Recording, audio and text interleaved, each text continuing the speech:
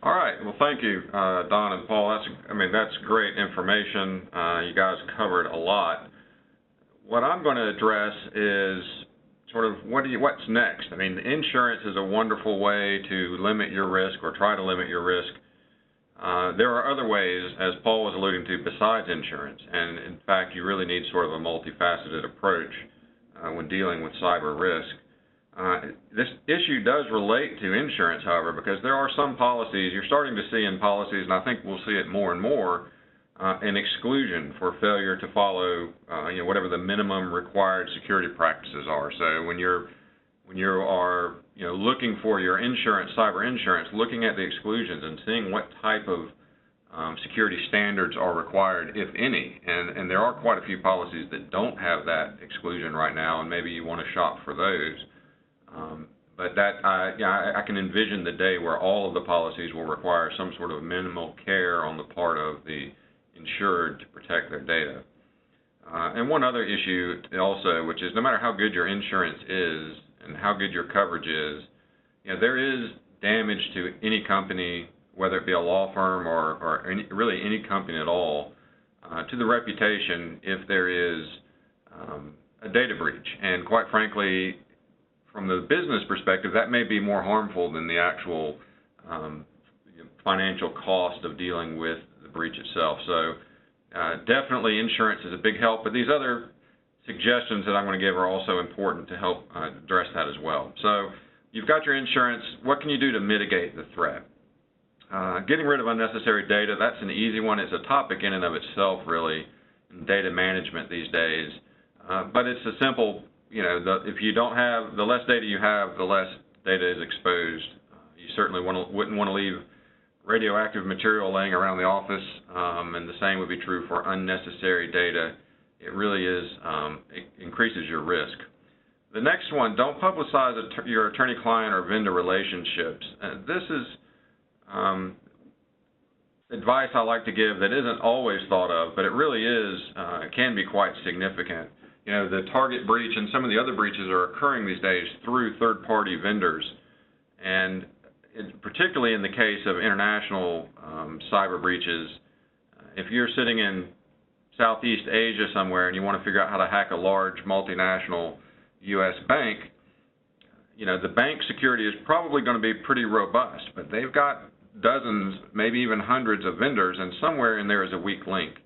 And a little bit of Google surfing, and you can find a vendor or two where, in particular, vendors like to advertise those relationships to show that they do work for big companies. They can do work for yours as well.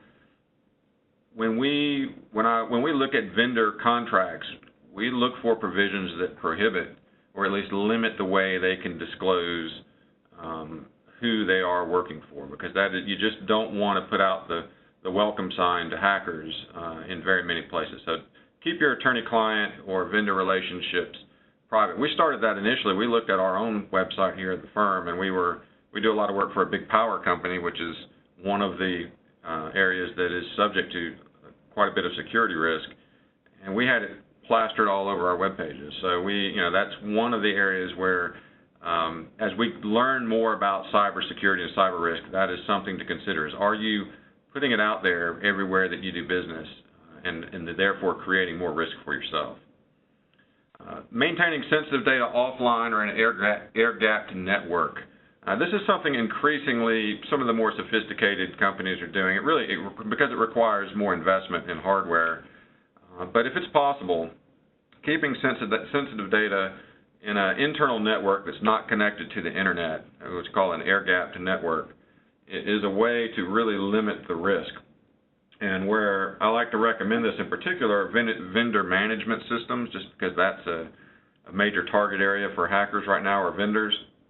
Do all of your vendor management in a network that is limited to that work process, so that if a hacker gets in through a vendor to your network, they don't have access to the entire company's data or the entire firm's data. So that is, for the companies that can afford it, that is a strong way to deter sort of the broader breach. Outsourcing to a more secure environment is just common sense. If you honestly assess your security environment, or get somebody who knows what they're doing to honestly assess your security environment and determine that it's not up to snuff.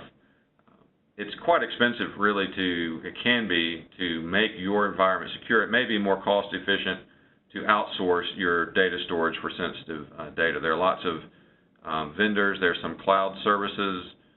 All of them would love to house your data, and as we'll see on the next slide, with a little bit of due diligence, you can find a relatively safe repository. So when you're sharing the risk with a third party, you start with the basics, checking their credentials. There's a lot of certifications out there. There will be more. These are just some examples that I throw in there, not meant to be exclusive at all. ISO 27001 from the International Organization for Standardization. It's the European standard, but generally considered sort of the gold standard in data security. SOC 2 and 3, the PCI DSS, that's specifically related to payment card systems. The certifications, vendors or third-party hosts, cloud software that can boast this type of certification, it gives you some confidence, at least if you're not skilled with auditing these people, to know that somebody else is, that somebody's looked at their system, they've met with pretty high, strict guidelines. Checking to see that those vendors are auditing, whether they're self-auditing or having an independent audit done. That's incredibly important because cybersecurity changes daily, and constantly checking your infrastructure, constantly checking your procedures, your processes to stay up on top of things is critical. Self-audits are good. Independent audits are better, obviously. Another one, make sure that you're included in your vendor's breach response plan. You know, there's a tendency to sort of CYA. If there's a breach, the first thing is figure out who do we have to notify. If you are outsourcing your sensitive data to a third party and they get word of a breach or a potential breach, it needs to be part of their plan to contact you immediately, because you may have obligations as well, particularly if it's customer data or client data that's possibly been accessed. It's going to trigger some notification duties for you, and so you need to know about the potential breach as soon as possible. A lot of times, if you don't check this, vendors will go through their process, and you may not be one of the first people they call. Try to make sure that you're one of the first people they call. Making sure that they have insurance, obviously, as we've discussed. Ask to be an additional insured under the vendor's plan. Most vendors these days, it's a very competitive market, will agree to that. And just any kind of additional coverage protection that you can get can be quite useful, particularly if it's going to be a case where you and the vendor end up pointing fingers at each other. So let's see the next slide.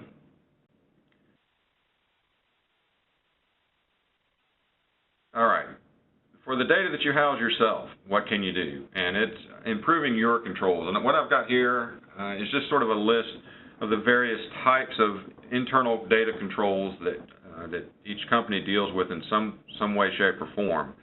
The first column, physical, the network, application, and process. And there are measures to be taken to improve your security under each. I will say and I won't go through all of them, I know we're short on time, but under application, in particular the last one, patching, because I know this relates to insurance. There are some policies that will have an exclusion. If you don't have the latest security patch and you're breached, then you won't be able to get coverage under the policy. So regular routine patching, staying up to speed is one way to improve your application controls.